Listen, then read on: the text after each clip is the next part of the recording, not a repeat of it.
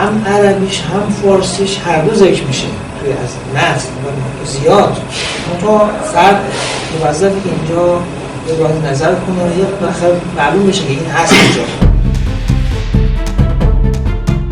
চলমান যুদ্ধের মধ্যে এই প্রথম প্রকাশ্যে শোনা গেল ইরানের সর্বোচ্চ নেতা মোস্তফা খামেনির কণ্ঠ। ইরানি গণমাধ্যমে প্রকাশিত একটি বিরল ভিডিওতে ৫৬ বছর বয়সী এই নেতাকে একটি ধর্মীয় একাডেমিক সেশনে সভাপতিত্ব করতে এবং এক শিক্ষার্থীর গবেষণাপত্র মূল্যায়ন করতে দেখা যায়। این برادر بزرگوارمون واقعا وجود داره به نظر من. ببینید الان مثلا شما همینجوری باز بکنید و اینکه اشاره کردن این بحث این مبانی فقهی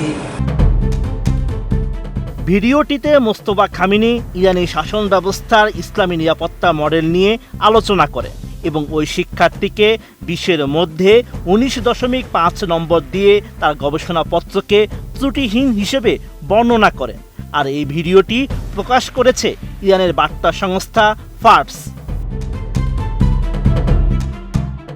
এমন তথ্যই উঠে এসেছে ভারতীয় সংবাদ মাধ্যম হিন্দুস্তান টাইমসের এক প্রতিবেদনে। এতে বলা হয়েছে 28 ফেব্রুয়ারি চলমান সংঘাতের প্রথম দিনের হামলায় তার বাবা নিহত হওয়ার পর ইরানের সর্বোচ্চ নেতা হিসেবে মোস্তফা খামেনিকে নিয়োগ দেওয়া হয়।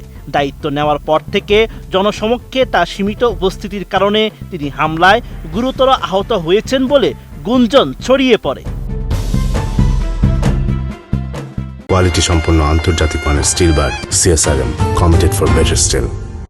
হামলায় তিনি গুরুতর আহত হন বলে খবর প্রকাশের পর তার স্বাস্থ্য নিয়ে উদ্বেগ তীব্র হয়। ব্রিটিশ বার্তা সংস্থা রয়টার্স এপ্রিলে জানিয়েছে তিনি মুখের আকৃতি পরিবর্তন এবং পায়ের গুরুতর ট্রমা থেকে সেরে উঠেছেন। মার্কিন প্রতিরক্ষা মন্ত্রী পিট হেগসেট এর আগে বলেছিলেন তিনি আহত এবং সম্ভবত বিকৃত চেহারার শিকার হয়েছেন।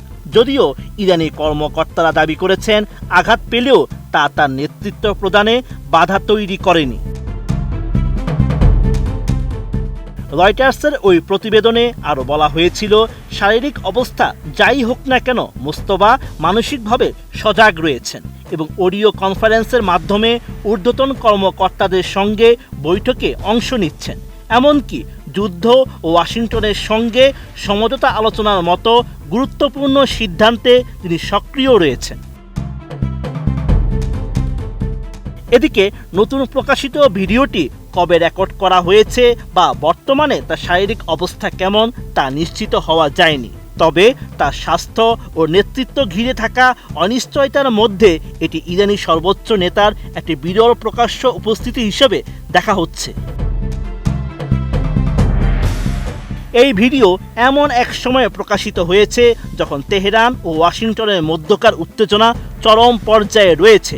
হরমুজ প্রণালী ও অন্যান্য ইস্যু নিয়ে সম্পর্কে জটিলতার মাঝেই যুক্তরাষ্ট্র ও ইরানের উপর নতুন অর্থনৈতিক নিষেধাজ্ঞা আরোপ করেছে। Sheikh Farid, ATN news.